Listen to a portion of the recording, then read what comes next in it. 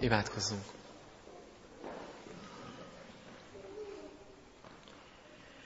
Mennyei Atyánk, köszönjük neked, hogy ezen a mai vasárnapon, a feltámadásnak, az új életnek az ünnepén te eléd jöhetünk, mert te magad elé hívtál bennünket.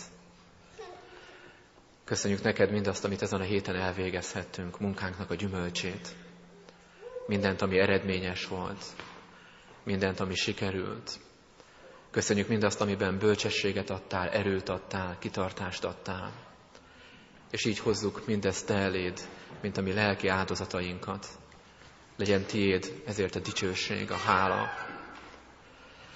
Eléd jövünk, Urunk, azzal is, ami hiányzik, ami nem sikerült, amiben kudarcot vallottunk, amiben erőnk elfogyott, amiben vétkeztünk, amiben gyengének bizonyultunk. És arra kérünk téged, hogy az Úr Jézus Krisztusért fogadjál el bennünket. Köszönjük, hogy ő barátainknak nevezett minket. Köszönjük, hogy te azt mondtad, hogy a tiéid vagyunk, és kijelented magadat nekünk, hogy szeretetedbe hívsz és megtartasz azt a szeretetedben bennünket. Így kérünk, hogy ezen a mai vasárnapon szólj hozzánk. Vizsgáld meg a mi szívünket, a mi lelkünket, a mi gondolatainkat. Bátoríts, erősíts, fedj meg, ítélj meg, vigasztalj a te igéddel. Tedd azt mindnyájunk szívében és életében, amire igazán szükségünk van. Így várunk téged. Jöjj, Szentlélek, Úristen! Amen. Mózes második könyvéből olvasom a 15. fejezet, 22. versétől a 27. terjedő részét. Ezután útnak indította Mózes Izraelt a Vörös-tengertől, és Súr pusztája felé vonultak. Már 3 napja mentek a pusztában, és nem találtak vizet. Megérkeztek Márába, de nem tudták meginni a vizet Márában, mert keserű volt. Ezért is nevezték el azt a helyet Márának. Ekkor zúgolódni kezdett a nép Mózes ellen, és ezt mondta, mit ígyunk? Ő pedig az Úrhoz kiáltott segítségért, és az Úr mutatott neki egy fát. Azt dobta bele a vízbe, és édessé vált a víz. Ott adott a népnek rendelkezéseket és törvényeket, és ott tette próbára őket. Ezt mondta, ha engedelmesen hallgatsz Istenednek, az Úrnak szavára, és azt teszed, amit ő helyesnek tart, figyelsz parancsolataira, és megtartod minden rendelkezését, akkor nem bocsátok rád egyet sem azok közül a bajok közül, amelyeket Egyiptomra bocsátottam, mert én az Úr vagyok, a te gyógyítód. Azután elérkeztek Élimbe, ott 12 vízforrás volt, és 70 pálmafa. Ott ütöttek tábort a víz mellett. Ennek a történetnek a kezdő szava ezután. És ez az ezután, ez egy nagyon fontos, nagyon hangsúlyos szó. Miután? Hát azután, amiről egész múlt évben beszéltünk vasárnaponként, azután, hogy Isten megszabadította az ön népét Egyiptomból. De ha még közelebbről akarjuk nézni, hogy miután történik mindez, akkor a megelőző versben a következő sort olvassuk a Bibliában. Énekeljetek az Úrnak, mert igen felséges, lovat lovasával a tengerbe vetett. Egy győzelmi ének után történik mindez. Nemrég ült örömünnepet Izrael az Egyiptomból való szabadulás felett. Hiába jött a fáraó, az Egyiptomot maga mögött hagyó nép után, hiába vonultatta fel a kor legerősebb hadseregét, hiába tűnt úgy, hogy minden elveszett és Izrael elvész, Isten teljes szabadulást szerzett az ellenség felett. A Vörös-tenger ketté nyílt, Isten népe Mózes vezetésével átkelt rajta, az egyiptomi seregek pedig, a halál, az elnyomás erői pedig odavesztek a tenger hullámai közt. Meghalt az ellenség, végleges a szabadság. És Izrael gyermekei énekelnek, újjonganak, táncolnak, mert valami új kezdődött az életükben. De nem lehet végestelen végig csak ünnepelni, magasztaló énekeket énekelni. Nem az az élet, hogy euforikus örömben táncot járunk, mert az ünnep napjai elmúlnak. És a kérdés, hogy mi következik ezután? Mi történik a megszabadított néppel? Milyen ez az ajándékba kapott új élet, aminek a küszöbén állnak? Hogyan alakul a szabadságát elnyert nép és a szabadító Isten kapcsolata ebben az új helyzetben? Melyek az első lépések a szabadságban? Melyek azok a dolgok, amelyeket az első lépésekkor meg kell tanulnia Izraelnek ebben a szabad életben? Ezek azok a kérdések, amelyek nyomán Isten üzenetét keressük ebben a részben. Ha elképzeljük, bizonyára nagy lendülettel indult a nagy ünneplés után a Vörös-tenger partjáról Izrael az új hazájuk felé. Bizonyára még a fülükben zeng a hálaének. Ott van bennük, és maguk is énekelik, és maguk is mondják, amikor elindulnak. Még a szemeik előtt vannak nem csak a sivatagnak a kietlen pusztája, hanem még ott vannak az emlékképek, amikor látták az asszonyaikat énekelni, táncolni, dobolni, dicsérni Istent, mert meghalt az ellenség. És ez a hatalmas nagy ünnep, ez az örvendezés, ez erőt adott neki. Erővel vágnak neki ennek a kietlen pusztaságnak, a sivatagnak. Tele lelkesedéssel, bizakodással, hogy valami történt velünk, hatalmas dolgot tett velünk az Úr, megtapasztaltuk Istent, és itt az új élet. És aztán első nap estig nem találnak vizet. Másnap reggel fáradtan, szomjasan ébrednek, de hát reménységgel vágnak neki az útnak. Isten vezeti őket. Ott megy előttük éjjel tűzoszlopban, nappal felhőoszlopban. Isten majd gondoskodni fog a szükségeikről. Estére azonban kezdenek elcsigázódni. Nincs víz, a reménység kezd kétségbeesésbe fordulni. Magam elé képzelem, este leülnek a férfiak, ott ülnek az asszonyaik, a gyermekeik mellett, akik teljesen eltikkadtak, és azon gondolkodnak, hogy mi lesz ezután, mit tudunk tenni értük. A harmadik nap pedig már egy egészen kimerült csapat folytatja a vándorlást a pusztában. Egyre több zúgolódás, egyre több panasz hallatszik. Egymással is egyre gyakrabban kapnak össze, mindenki feszült, mindenki ideges. És ahogy ez a teljesen elcsigázott, széteső társaság közeledik márához, egyszer csak víz csillogását látják messziről. És gondolom azok, akikben még a legtöbb erő van itt az erőtlenségben, azok előre rohannak, hogy belevessék magukat a vízbe, hogy igyanak, mert itt van végre a szabadulás. Hangos örömújjongással mennek, akik még bírnak. De hamar kiderül, hogy ez a víz, amit ott találnak, ihatatlan, keserű, rossz víz. És akkor a reménység odaveszett. Ekkor zúgolódni kezdett a nép Mózes ellen. Olvassuk, és ezt mondta, mit igyunk? Hát ez lenne a szabadság? Hát ezt készítette volna számunkra Isten? Hát ezért mentett ki a fáraó hatalmából? Hát ez a megígért tejjel, mézzel folyó Kánaán? Hogy a szabadulás után egy Isten háta mögötti pusztába kerülünk? Hát hogyan lehetséges, hogy az, aki a szabadulás énekét zengte, aki megtapasztalta Isten közelségét, aki Isten uralmának teret adott az életében, azután a hiányt szenved? Hogyan lehetséges, hogyha megtértél, Istenhez fordultál, és mégis otthon nem könnyebb lett a helyzeted, hanem nehezebbé lett az? Nem a békesség időszaka köszöntött be, hanem csak fokozódott otthon a feszültség. Hogyan lehetséges, hogy amióta Istenre bíztad magadat, kezébe tetted a dolgaidat, inkább csak kudarcok érnek az iskolában, sikertelenségek, nem jött össze egy vizsga, nem jött össze a felvételi, egy dolgozat. Hogyan lehetséges, hogy már Jézus kihozott a sötétségből, a pusztulásból, ezt megtapasztaltad, és mégis annyi minden hiányzik. Annyi minden nincs meg, annyi minden fájdalmas és nehéz még ma is. Ezek a kérdések, jogos kérdések Izrael életében, mindannyiunk életében.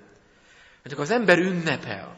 Az ünneplés után, amikor az ember átéli, hogy a gonosznak az erői elvesztek.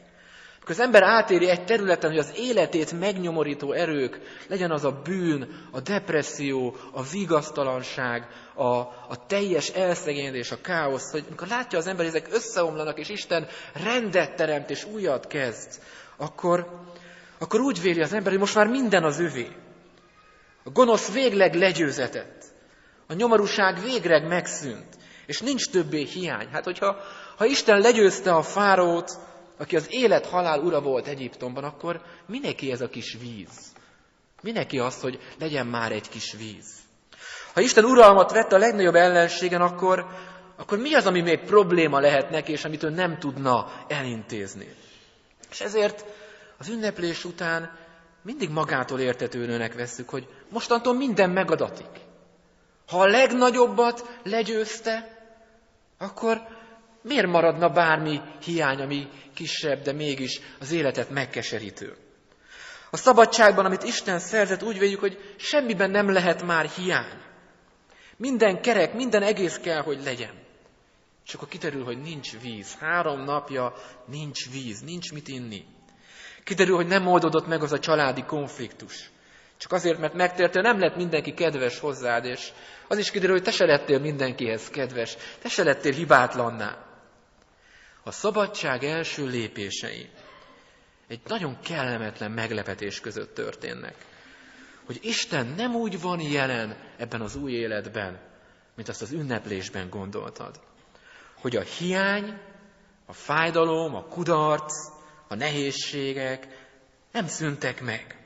Igen, Isten jelen van, de nem úgy, ahogy véltük. És ez az első dolog, amit meg kell tanulnia azoknak, akik szabadságra ébredtek. Akik esetleg nemrég átélték Istennek a szabadító erejét, hogy nem azt jelenti ez, hogy utána nincsen hiány. Jelen van a hiány, a nyomorúság, a nehézség, a küzdelmek az életben. Nem az jelenti, hogy valamit biztos nem jól csinálok, nem jó keresztény vagyok, mert ha az lennék, hát biztos, hogy Isten nem engedné ezeket a bajokat az életemben. Nem. A szabadságban az első dolog, az első lépések között, amit Izraelnek meg kell tanulni, hogy még mindig van hiány. Hogy egy nehéz úton vannak. Isten jelen van. A szabadság valóságos, de másképpen, mint hitték. És hogy hogyan másképpen, az kiderül a folytatásból. A másik dolog, hogy Mózes ebben a helyzetben az Úrhoz kiált segítségért. És az Úr mutatott neki egy fát, olvassuk. Azt dobta bele a vízbe, és édessé vált a víz. Tehát nagyon tömör, nagyon szűkszavú ez a leírás, amely arra mutat, hogy bár a nép panaszkodik, és nem Istenhez kiált, Isten mégis jelen van, és szabadulást hoz, közbeavatkozik. De ugyanakkor mégis ez egy annyira szűkszavú, annyira tömör leírás erről a csodálatos eseményről, hogy mintha nem ezen lenne a hangsúly. Nézzétek, Isten csak annyit tesz itt, hogy Mózesnek mutat egy fát. Magyarul Mózes körülnéz, és megakad a szeme egy fán. Ez, amit Isten tesz a szöveg szerint. Aztán Mózes megfogja ezt a fát, beledobja a vízbe, és a víz meggyógyul. Akár valamilyen csodás dologról van szó, akár arról van szó, hogy bizonyos növények bizonyos helyzetben valamilyen folyamatot elindíthatnak, úgy tűnik, hogy ebben a történetben, ebben a részben nem az a döntő, hogy a víz meggyógyult. Mert ebben a versben a következőt olvassuk. Ott adott a népnek Isten rendelkezéseket és törvényeket. Ott tette próbára őket. És hogy ez miért tűnik fontosabbnak, mint a csoda, az abból derül ki, vagy azért van, mert ez az a gondolat, amit aztán kifejt a Szentíró. Ha engedelmesen hallgatsz Istenednek, az Úrnak szavára, és azt teszed, amit ő helyesnek tart. Figyelsz parancsolataira. Megtartod minden rendelkezését. Akkor nem bocsátok rád egyet sem azok közül a bajok közül, amelyeket Egyiptomra bocsátottam. Mint hogyha itt a szabadságnak a kezdeti lépéseiben sokkal fontosabb lenne most, hogy Isten valahogy ebből a csodával együtt rendelkezéseket, törvényeket ad az ő népének. Ha hallgatsz, ha azt teszed, ha figyelsz, ha megtartod, akkor nem sújtalak az egyiptomi csapásokkal? Hát milyen hang ez? Isten a szabadságban rendelkezéseket, törvényeket ad? Sőt, még attól se riad vissza, hogy fenyegessen? Ha nem teszed, ha nem hallgatsz, ha nem tartod meg, akkor sújtalak. Ezt jelenti ez a mondat. Ezt ismerjük mi szabadságnak. Így is fogjuk fel a szabad életet, hogy ha engedelmeskedsz, nem lesz baj. Valahogy egészen más ez a hang, mint ami a szabadsághoz kötődik bennünk. Mert ez az a hang, ami miatt sokan annyira kritikusak a kereszténységgel kapcsolatban. Éppen ez az a hang, ami miatt sokan távol tartják magukat a kereszténységtől. De hát Isten mégis ezt mondja, rendelkezéseket ad, törvényeket ad. Mert a kérdés az, hogy mire történt ez a nagy szabadítás?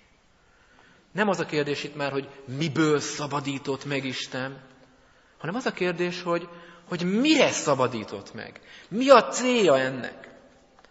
Hogy mit ünnepelt Izrael, amikor táncolva dicsőítették Istent?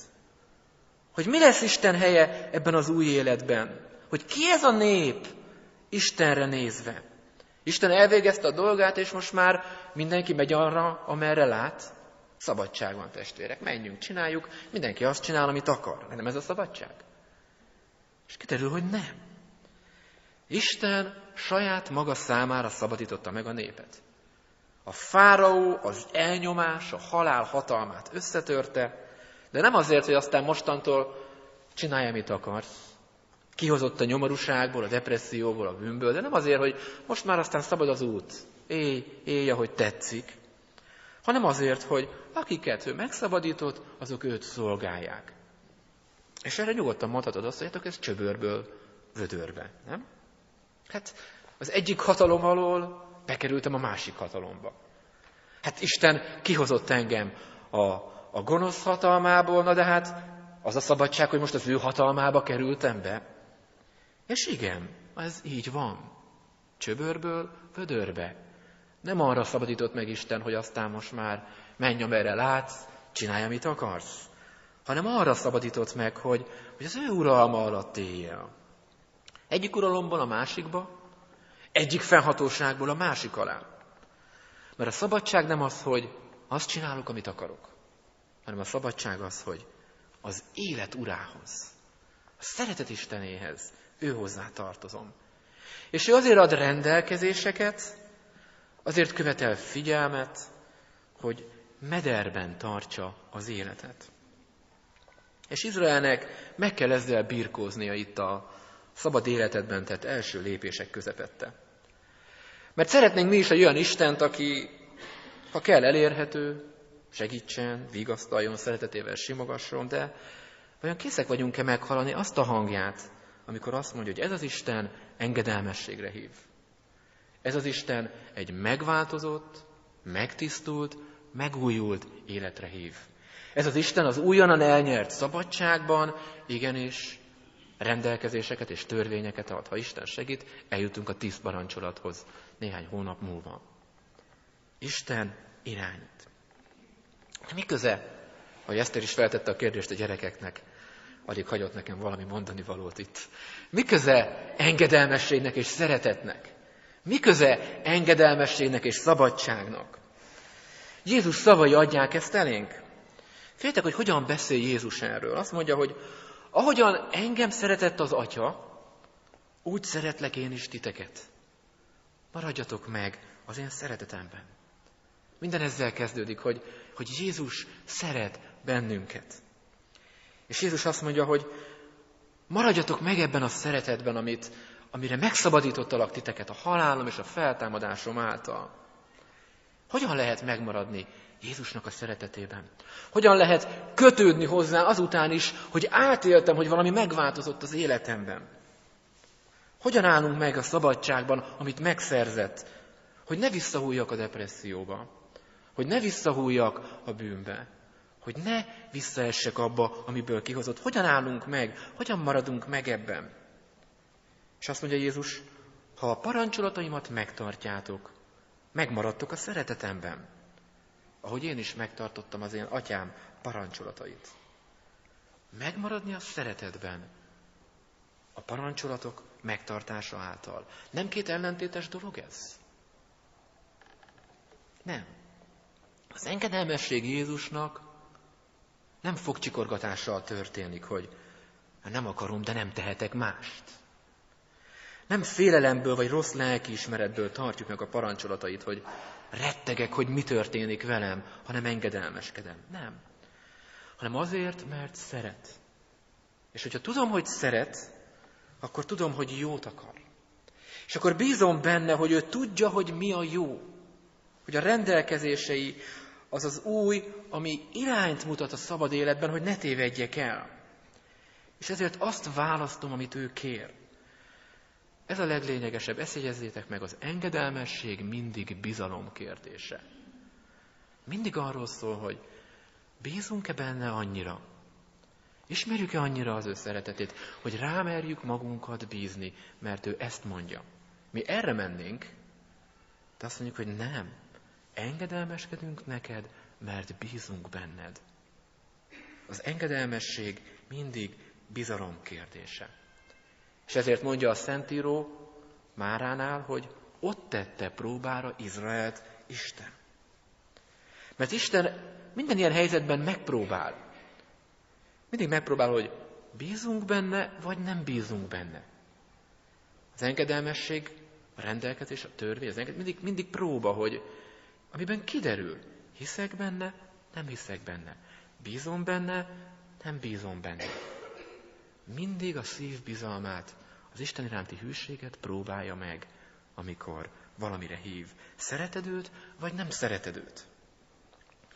És ha valakinek az a kérdése, hogy tényleg szabadságra vezet-e mindez, mert nem hiszi el, hogy igenis arra, mert még nem kóstolta, nem tapasztalta, hogy miért mondja a Zsoltáros, hogy milyen édesek a te rendelkezéseid és a te törvényeid, akkor higgyen annak, amit Jézus mond a következő gondolatban. Mindezeket azért mondom nektek, hogy az én örömöm legyen bennetek, és a ti örömötök teljes legyen. Jézus maga is azt tette, amire minket hív. Azt mondja, hogy ahogy az Atya szeretett engem, én szeretlek titeket, maradjatok meg benne. Hogyan? Ahogy én megtartottam az Atya parancsolatait, mert bíztam benne, úgy ti is tartsátok meg az én parancsolataimat.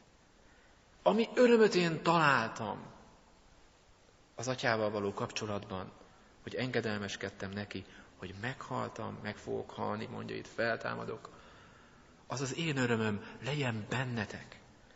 És amikor Jézus belénk plántálja az ő örömét, akkor tudjuk, hogy mi a szabadság, mi a szeretet, és ez hogy függ össze az engedelmességgel.